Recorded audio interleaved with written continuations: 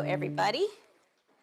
I decided to go with the Moodle gradebook. Oh, sorry, do I need to stay over here? I decided to name my presentation Demystifying the Moodle gradebook just because I used to have so many issues with the gradebook numbers adding up. So I always felt like I needed to go into Excel to check myself because I didn't trust Moodle to work out correctly. So that's why I chose this. Now, I put this cartoon here because I thought this was an interesting, I don't know if you can read it well, but it just says, I think the whole idea of grades in university is ridiculous. We're adults, for crying out loud. We don't care about numbers. We know the true motivation comes from within. You know, as an arguer, I'd give you 8 out of 10.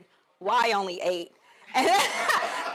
Right? So if we think about, when I think about this cartoon here, I think about how our students, is it really an intrinsic motivational thing that they're going for when they're learning? Probably not. They're always looking for the grade. And so by focusing on the Moodle gradebook, I felt like because they can see their grades right then and there, it gives them the opportunity to visibly see them and then be able to ask questions of us if necessary. And so that's another reason that I chose this.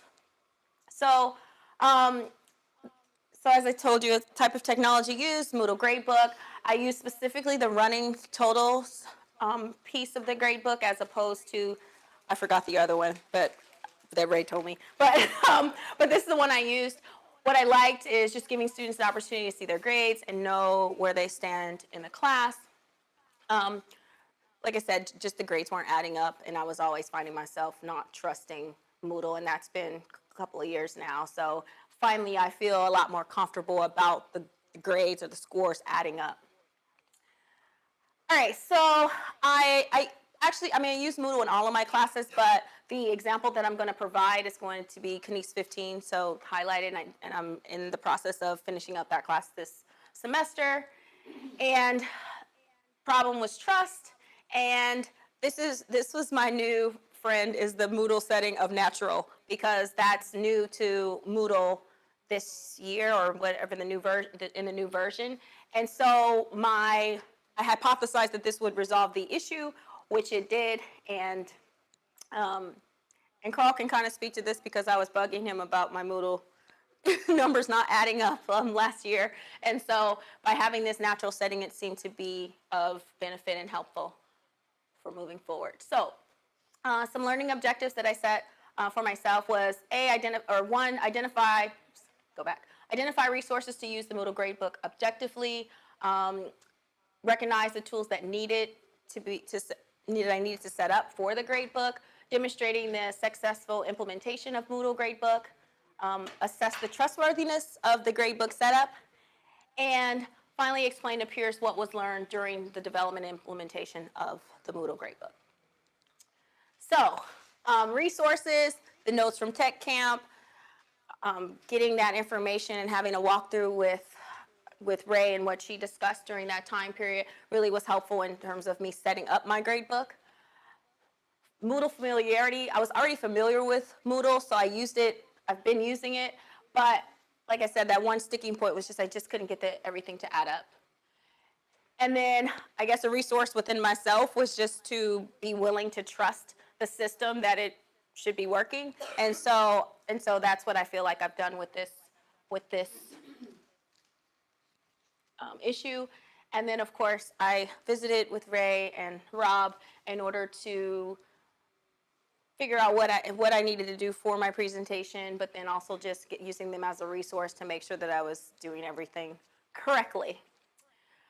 All right, so the process for implementation, so I didn't know if y'all wanted this a step-by-step process, but that's what I'm going to take you through, is that I opened Moodle, clicked on the gradebook setup under the administration side of the page, to the left side of the page. And then essentially what I did was I referenced my syllabus, and as Ray had instructed us during Tech Camp, is to enter all of the various grade items, and I'm going to show you some examples of that. So entered all the various grade items and put them and set it to natural. It allowed for the weights of the different tasks to be calculated. And so, for example, I had 3 exams that are at 100 points each. And so it weighted it out to be 33% each. And it's the easiest one because that's the least amount of grade items I had for this one section. So the total for the course is 640 points. So it made it so that particular task weighed out to be about 47% of the total class score. So now, after I've done basically set up the skeleton work, now I'm set up to enter all of the grades.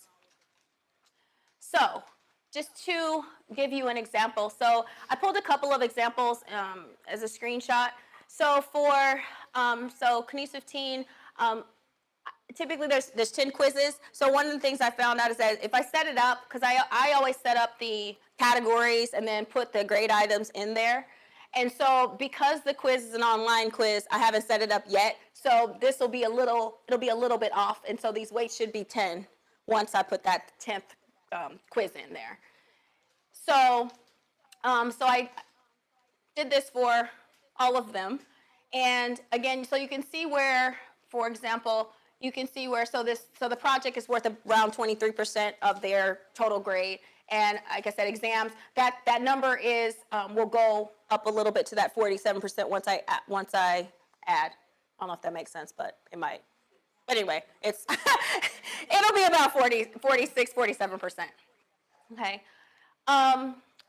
So as I started adding, so this is where my problem usually ended up, was that I would have all of these line items, and then at the end, this total it just didn't add up. I don't know why it didn't add up, but I'm sure it was my fault in some kind of way, but it would never add up. And so it'd just be slightly off. So I'd always play with it and try to figure out what's the right way, like, is this gonna work? And so ultimately, every single time I pulled it into Excel to double check and to make sure the numbers were adding up right. And honestly, I pulled it into Excel too, just to double check that my numbers are right. So now everything is beautifully adding up, and it's awesome now, and I don't have to worry about the trustworthiness of the data. I feel very comfortable about that. But you can see this is my check, just to make sure. And this was I should have done. I did a project versus the quiz. I should have did the same thing, but you get the point. I had to do a little bit of a check. So I would say the lessons learned really is, I guess I put this up here thinking, okay, I recognize mistake, but I don't really know what the mistake was because I never figured out what I was doing wrong. Like I said, Carl would come over and try to help me, but I don't know what's happening. But I figured it out now, so that's the important part. So what worked, now the grades are adding up correctly. I trust the system. And then what didn't work, well, so far everything has worked, so I don't have any complaints. I mean, I still have the final grades to do, and we'll see how that turns out, but I have every confidence that it'll work out well. And then what were the pros? Just now I just feel a lot more comfortable with the grade book, and I just feel a lot more comfortable with using it and having confidence that the numbers will come out in the way that they were intended to. I don't really have any cons so far. And what I definitely would do it again. I mean, I like Moodle. I like the idea that students have access to their grades. I like that they have that visibility. I like that they're able to to ask questions of, us as we use Moodle. So if they have any issues with grades, then they're right there and they're in their face. And I don't know that there was anything that I would do differently next time in relation to the grade book, because it worked pretty well. And so just to circle back to the learning objectives that I had on that initial slide, or initial couple of slides, is just I identified those resources, as I noted. I recognized that the tools that I needed to set up the grade book were using natural, and I know that's a new feature, but it's I don't know what the background is in terms of how it calculates. All I know is it works, and that's fine with me. I don't need to know the steps to get there. Just natural works, and that's great. And then, of course, you saw the demonstration of the implementation and how I laid it out. And then, I did have to do a little bit of an assessment to make sure that it did in fact work. And then And then, yeah, so, and now I'm explaining to all of you how it works for me. So that's all I got. Thank you. Questions? Yes. That's a question. Could you go back to your screenshot where you had the categories of your quizzes, and you had quizzes 1 through 9?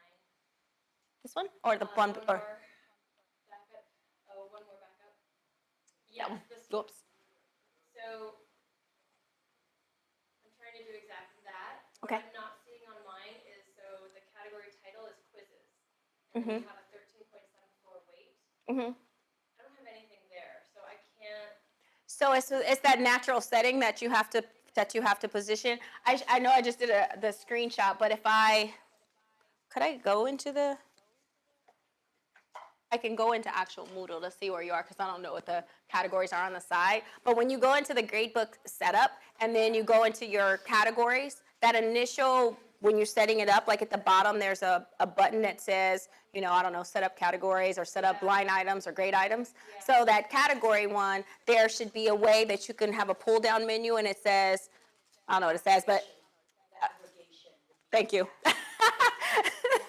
I was like, I don't know what it says, but I know it's a pull down menu and it says natural. And then, oh, so that should be. And that's new. That wasn't in the previous version of Moodle. It does say natural. Yeah. No, but it doesn't show my. Let me try it. It won't show the weight right then. It'll show it when you get to this part. So there's two things actually. So okay. You'll notice that, so she has the title of her course, which is a folder itself. Yes. And then categories and items. So her title is like Denise, that also has to be set. Oh, that has to be top set. one has to be set. And then you set the categories. Okay, so that one has to be set at natural as well. Yeah. Okay. And then that will open up that field. Okay. But yes. Sorry, I missed that part. Oh no. But I set them all to natural, so I was just like. Perfect. So now is it showing the weight? And then it's cool because then it automatically sets all the weights for all of the different line items that you have. And I just always like the categories so that I can put things in them as opposed to just having, you know, here's this set of quizzes and homework. So I always like to organize it that way, but that's just me. Yeah. But then I like the way that it sets up the weights because there's no way I would calculate that. But I like that it automatically does that, and then it does whatever background things that it does. And I'm glad you mentioned the whole trusting the system. Yeah. To do like what it's supposed to do, because I know that when folks start to use this like for the first time, they start to get a little weirded out, right? Mm-hmm. Because okay, the weight of quizzes is supposed to be, for example, 15%, and then sometimes people expect, oh, it actually only say 15%, but they notice that as they're building up to it, it doesn't actually say 15%. Right. Because it's always based on what's been done so far. Right. So it just kind of adjusts based on always what's been done so far. Yeah. But it will get to the 15%. Right, because I would put in, like, say, quizzes, for instance, and homework, and I might have put in a couple of homeworks, but because these were all online quizzes, or like the Turnitin was here, I didn't add those until later. I had the categories added, but I didn't put everything in all at once. But then as I started, since it was set to natural, all the things just sort of, they all worked out to be weighted equally based on what I had as the total points. Okay. All right, thank you. Does anybody want? All right, hi, I'm Kim Clark. I'm with the Management and Entrepreneurship Department at CBA. And so after I participated in Tech Camp in the summer, I have to think about how I want to use the technology in my classroom. And so that's what I want to talk to you about what I did. So courses that I teach is BZ 140, which is Strategic Management, which is a capstone class. And the other two is Management 317, which is a graduate program, Business Strategy, which had a very large number of students. I had like 32 students. And so one of the issues that I wanted to solve in that class was how I'm going to check attendance without spending a whole lot of time because, you know, I have to pack a lot of stuff into the course, and I didn't want to spend 10 minutes just calling attendance for also MBA students. It's kind of, it's a waste of time. For BZ 140, though, it's a capstone class, so a problem I wanted to solve with that class is how I can bring true capstone experience where students can pull all their knowledge in finance, marketing, accounting, operations, corporate social responsibility, distribution, etc. So it's a pretty heavy-duty class, and I really wanted to bring true capstone experience, and also I wanted to make it a little bit more interactive instead of like lecture style, which is not very conducive for capstone class anyway. So in terms of what I did for BZ 140 capstone class is that I kind of flipped the class. So what I did was I have students sign up for online business strategy simulations. This is in this simulation, students have to run a company, so it's a virtual company, and where they have to make decisions as a team. And so in this strategy simulations, team will talk amongst themselves, and then they will make decisions, and then they will come to the class and we'll talk about it as a class. So just to show you what the simulation will look like, basically this is the simulation the student purchased. It costs about $40, but they don't have textbooks, so it's pretty inexpensive way to they can learn a lot of materials. So in this global simulation, as a team, they can chat, and they discuss a lot of stuff through this chat function that they have, and they have to make almost 50 different decisions in each decision round. This was an entire semester-long simulation, so it's pretty involved. And so they will make decisions on Thursday night, and then on Friday, they will come to the class, and basically I will be going over the decisions that they made night before, and then I will go over it together as a class. Like, for example, this actually give a very good opportunity to really discuss some important strategic concerns, or what are some of the implementation issues, etc. So we'll go over, especially looking at these strategic group maps, where they are at as a team. So I can point out some of the things. For example, if you look at these bubbles, these are each team. So probably one of the things I'll point out will be this like a purple group right here. Strategically, they're kind of making some of them a mistake because they are in a very low end in terms of their price and quality of their product, and also how much of a retail coverage that they have, but then they're in a completely different location in terms of strategic map. So this is a very good way I can kind of point out some of the things that they need to discuss, and then I will have a breakout sessions, and team will meet again, and they will discuss for the next round of decisions, and then I'll go visit them, and I'll talk about what are their some of the changes that can make in their decisions for the next round of decisions. So this is a really very excellent way to really have the students have a true capstone experience, because they have to really pull their, like, for example, some of the decisions that they have to make is not only they have to decide on the price, what kind of promotions they're going to run, what is their distribution systems, and also what is their quality of their products. So they have to make large number of decisions, and then this is very competitive, and they can learn about what they did, and also they have to think about competitions, etc. So this was a very good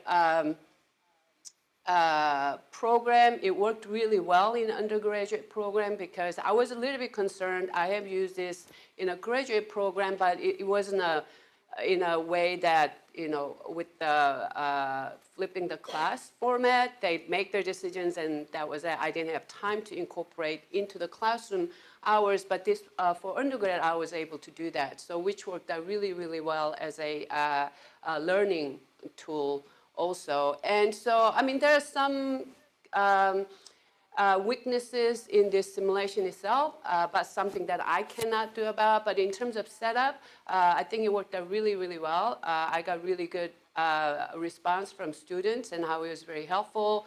And also we had having that opportunity to discuss in the classroom, they say it was extremely helpful. It was a very, very good learning tool. Okay, so next one was the checking the attendance in my graduate program.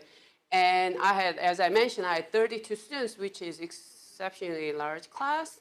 And so, and also one of the things that during the tech camp, I was really asking for, like, do you know any efficient way that I can check attendance? Because, you know, participation is an important part of graduate program. And so having an accurate check of attendance is very important. So I found an app called Attendance 2, which is you can purchase for like $5. It's pretty comprehensive. So one thing that I found that Attendance 2 app, I can hand out these QR codes to each student. And so it has a function that I can generate a QR code and email to individual students. It does it automatically. So students receive the QR code. They can use their phone or they can print it out. And then they will, as they enter the classroom, and I will have my iPad laid out right by the door, you know, and as they enter, they will basically scan their QR code. So that automatically goes into basically the Excel file that it will tally when they have entered the classroom.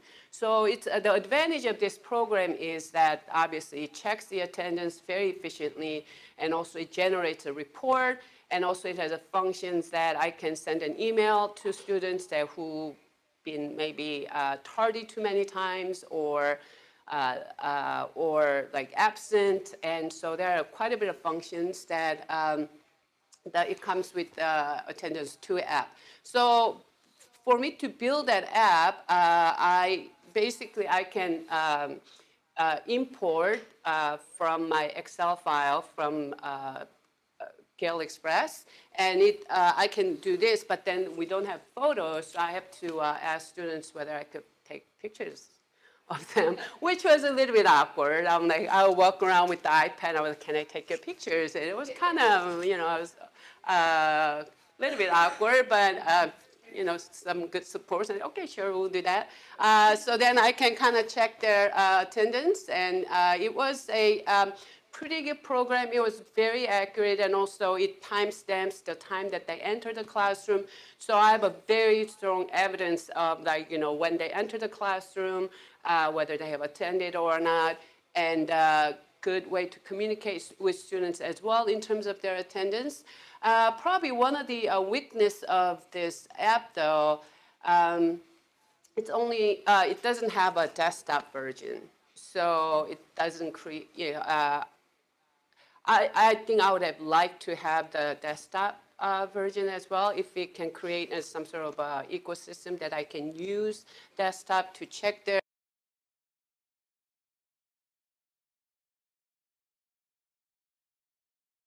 It's not super intuitive and also user-friendly, so it takes some time to understand how the app works. But in general, it did its work. I was able to, you know, check the attendance without spending a whole lot of time at all, and especially administrative time and also students' time. And because, you know, for them, all they have to do is just, you know, scan as they enter. So this worked out really good as well. So it solved, you know, problems that I had. And so yeah, that's that. Any questions about the technology I use in my classroom? Yeah? Once you pay for the app, can you use it as much as you want? Like, Yeah. You can use it every. Yeah, exactly. I can set up like as many classes as, you know, I want. And so yeah, it was only like $4.99. It's pretty comprehensive. It generates a lot of reports, and also, but then the another thing is that you have to have a Dropbox account, which was kind of a, yeah, I didn't like that part actually. So all this data that I collect through the app goes to the Dropbox, and I had to create a, free Dropbox account, which was bad. I wish they have maybe a link with the Google. That would have been a little bit more convenient. I could have all information in one spot. Yeah. So does it let you export the data that it collects on Mhm. Dropbox? Yeah. Okay. So Right. you can open it then from the PC, from your. That is correct. The report that I get, right, exactly. Report that I get, but the way that I have to set it up, that's only I can do it on phone or iPad. And so that was a little bit clumsy. I wish they had a iPad. Yeah, yeah. Yeah, I'm just curious, is it, do you say Globiz? Globus. Uh-huh. Is that affiliated with a textbook that you were using with students, or was it Oh, just on your own? a good question. Okay, so Globus does have a textbook material comes with it, but they are super expensive. So I didn't make them purchase that because that will be almost $200. And I provide materials myself. Yeah, because otherwise, and it's with the full registration and the textbook, it will be too expensive. So Yeah. for the students to access, it was actually free for them, or did they have to pay? Oh, so simulation itself, they have to pay $45. But I provide supplementary materials myself, like PowerPoint slides and, It's more reasonable than. yeah, I did not want them to pay for, material that I can provide for free. Yeah. So it exports it, it puts it in Dropbox, and then you export it, like the Excel file or whatever format it's in. At that point, was it difficult, because I'm assuming you give participation points, right? Yeah, yeah. Right? So was it easy to convert that into translating into participation points throughout the semester? Like how much number crunching and. Crunching, yeah, actually, it's a very simple. Yeah. Actually, it's fairly simple how many days that they have missed. And so I'll just do that calculation on Excel. So it's pretty simple way that I can, check the attendance. It was quite effective, actually. It worked really, really well. And it does let you manually edit things, like if Yes. one person missed both. Yeah. So I can manipulate it manually as well. So a lot of it is done automatically. And so like, for example, Brian over here, that purple one is that he have to leave early.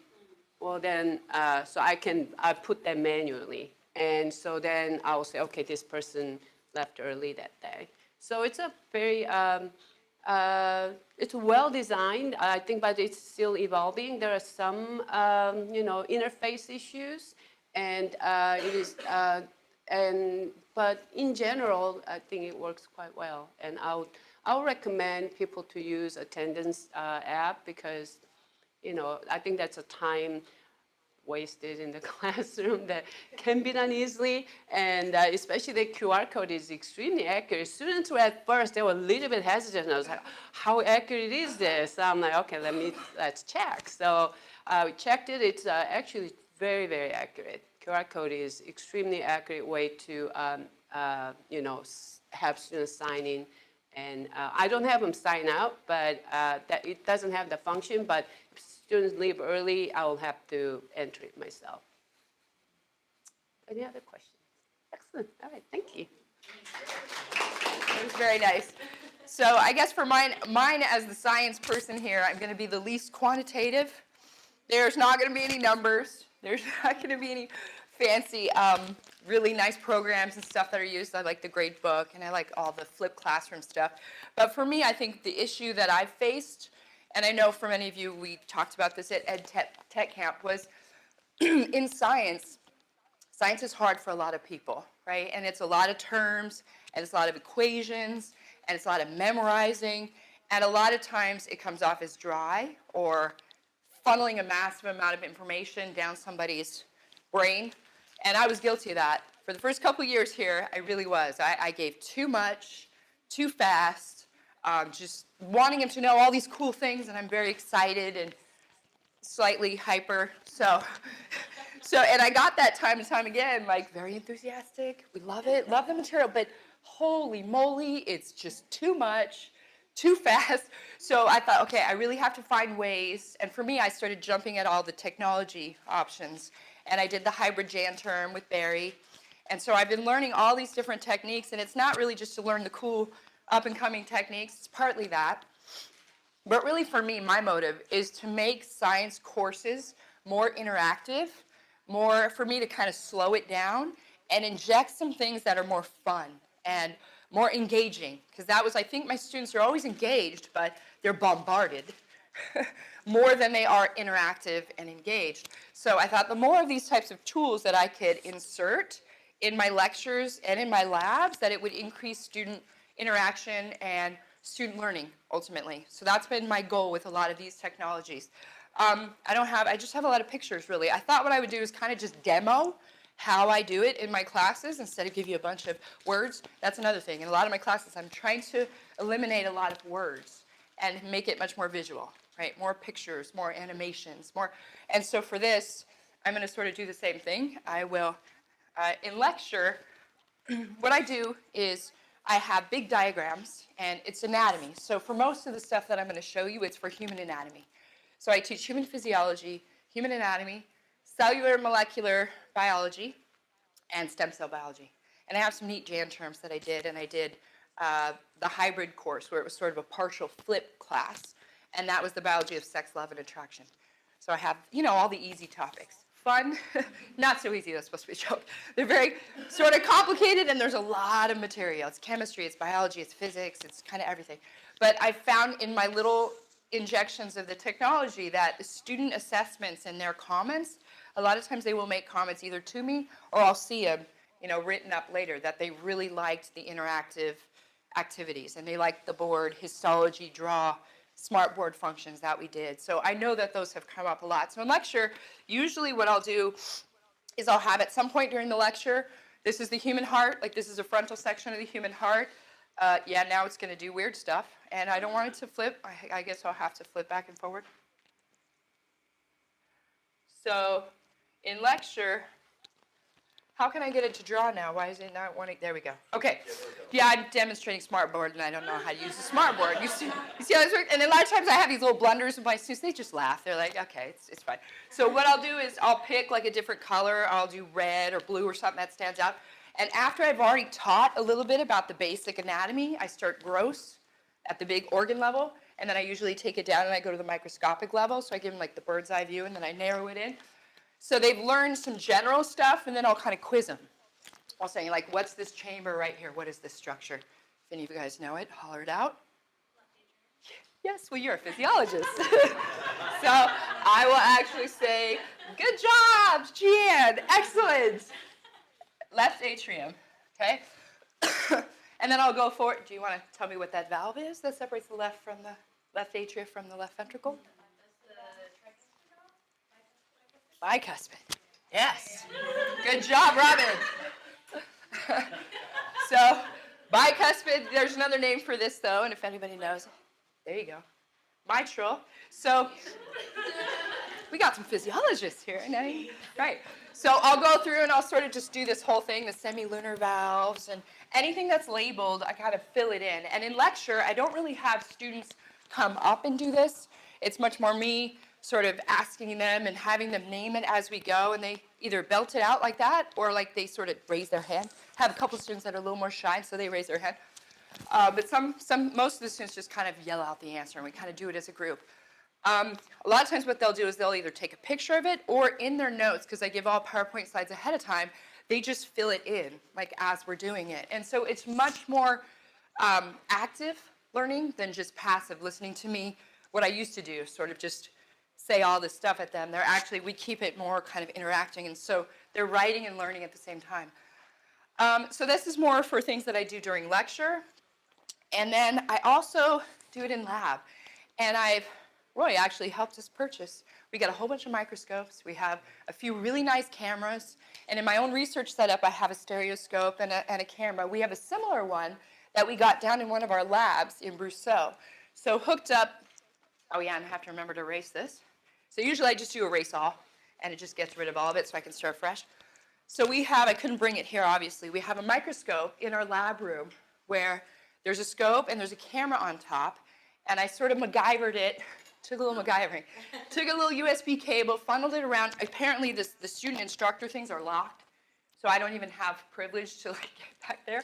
So I had to have IT people come open it, unlock it, funnel it in the back, bring the USB to the front. So basically what I do is I have my microscope and my camera with the Leica software. I have it funneled in through USB to my projector. Okay, so now what I can do is I can project exactly what I'm looking at under the microscope up onto the screen. So in lab, and it's really not, it's easy, it's pretty easy once the setup is there.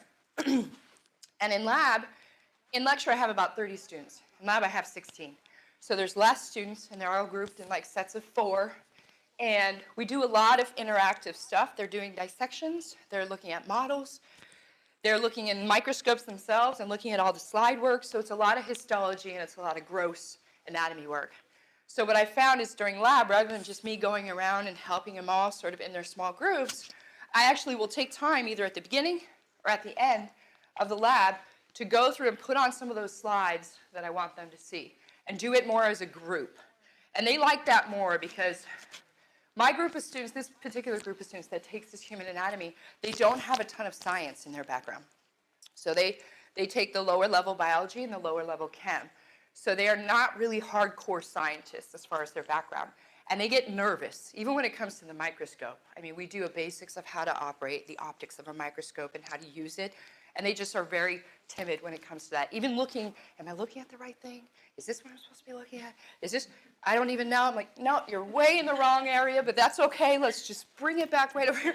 So I find that when I do this as a group, and they feel bad. They always feel, they don't even want to ask. They're like, I know I'm looking at the wrong thing because it does not look like what we learned about. So I find when I do it as a group, it kind of like brings us all back together. And then in lab, I can even keep it more interactive because there's fewer people.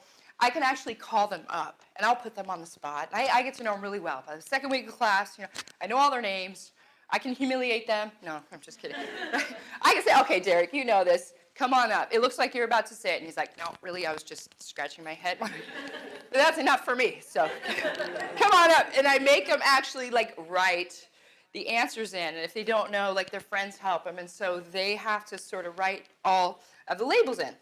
And so I've taken a picture. They let me do this. These are 2 students I have. So I have our Leica software up. I have my slide in. So this is a real-time tissue that I'm looking at under the scope. And I just kind of move aside.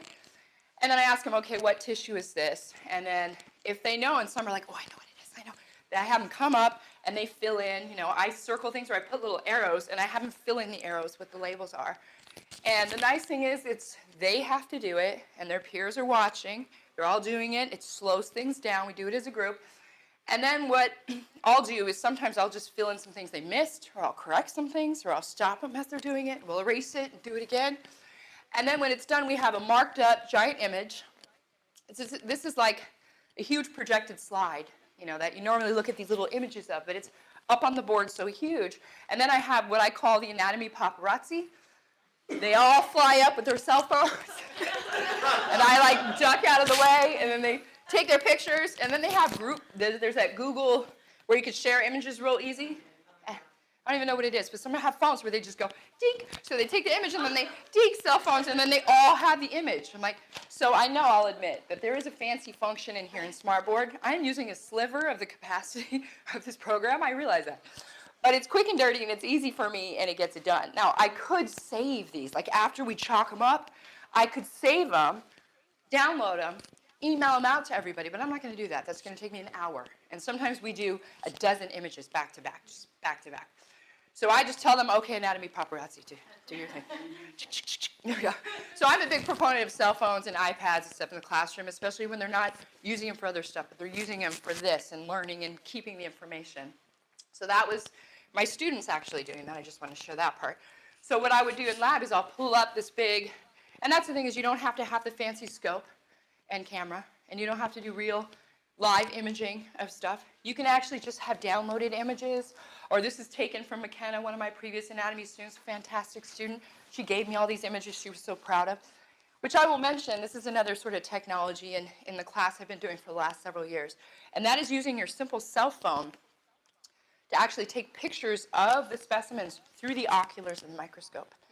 And I've been doing it for years, and then at St. Mary's and in my lab here in anatomy and in physiology, a couple of my students, I showed them, just take your phone out. You just have to hold it really, really steady.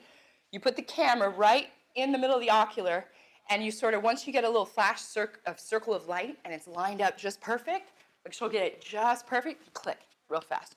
So it takes a little bit of dexterity and holding your hand super still. And some of my students can't do it very well, but some are just masters. They get so good. And some of these are like publication quality images with an iPhone or a smartphone right through their microscope. So they'll do these, but of course they don't mark them up or anything. Now they just have pictures that they can save and they can review. So we do this in class, like at the end of lab, I'll pull these up. So now they have the images on their own that they can refer to later, plus the marked up anatomy paparazzi ones that they can reference at the same time. So I will like go on here. This is kind of hard to see. Maybe I'll use red again. And I'll ask them, like, this whole section right here, like, what is this circle? This is human bone tissue, by the way. And I would say, what is this circular structure right here? This unit that you see repeating all over the place. Does anybody know? This is bone, human bone. We call this an osteon. And these little cells, there's all these little dark black little sort of, they look like eyes with eyelashes, sort of. And I give lots of weird analogies. They always remember those. This is an osteocyte. Anytime you see the word osteo, that refers to bone. Anytime you see the word cyte, that refers to cell. So it's a bone cell. And we just go through and I have them, what's this canal, this hole right in the middle? What are these little layers right here? These layers that repeat over and over. What are those layers? They would say this is the central canal. That's real sloppy, and I would sort of just mark it up. Now, there is something else that I do, and it always gets laughed because it looks so clumsy. But sometimes if you don't want to use your finger, because, it is hard to sort of write with your finger on here. You have to do it very carefully, and sometimes the technology, the sensitivity is not so great. Like I notice when I veer off to the corners, it's off. So I'm like writing in the wrong spot, sort of. I find that in some of the classrooms anyways. But so sometimes what you can do is use the markers to actually write right on the slides. So I'll say like, these are called lamellae. See, it's already off. See how it's off? You see how it's off a little bit? But I'll actually write it right on here, like what is all this? And what is all that? And what's significant? What do you find in that hole right there? So I switch back and forth, and the students like it, I think. And then this is the funny part, though. I always do this. So then I go, all right, erase all. We're done with this image. Oops. Okay, where's the eraser? This is what happens. Okay, I got to erase. Oh, my goodness. Oh, my goodness. Okay, just bear with me. Okay, we just made a big old poo-poo mess. Okay, now I got to erase it one more time. Okay, so it does add, it adds a little. Try using an empty marker. That's a good idea. That is a good idea. It is. You're right. It isn't, but I find sometimes it's easier with just, right. And they're just right there. And I do it all the time. I erase it, it makes a mess, and they're like, ha, ha, ha. Like, all right. Give them time to recoup, get ready, put their stuff. Okay, we're going on to the next thing. So this is just an example of some of these histology images that I do. Like this is human skin. So we've got these different clear segments of tissue. And I'll say, okay, someone come up, tell me what these two different layers are. Recruit people to come up, right? You get the idea. Anyways, it's fun. It's more interactive. They get really nice, big projected images that they take pictures of, and it's all labeled. And the assessment part of this for me is that I could see, it's noticeably obvious. The students like doing the histology more. They're better. They're more comfortable with the microscope and learning microscopic structures and microscopic anatomy, which I know for most people, it's like I said, it's a little bit daunting at first. And I do it more than the other sections. So it's multi-section courses, the course that I do. Anatomy, we now have 3 sections of lab, and in physiology, we have about 6 sections. And in my section, I do this a lot. And comparing it to the other sections, my students do better in the histology. They do better. I mean, just across the board, I can see the histology questions, the microscope stations in the lab exams, my sections score significantly higher. And I think it is partly this. It is partly this interactive component to their learning, and they're taking pictures of it, and they can review it. It's not just an independent learning, I gotta just do all this on my own. And I can see that in their comments and in their assessments, like in comparing sections. In lecture, it's harder to see the differences in lecture, but in all my lectures, I'm doing it now for anatomy, and I'm doing it for physiology as well. And I'll probably start doing it in other courses as well. Just these, for me, these are the most visual, the most sort of visual with big aesthetics and images and things that I really use Smartboard a lot. I've been using it a lot more. Yeah. No, all right, we are out. Thank you. Any one question? Anything? Okay, thank you. I'll get rid of this.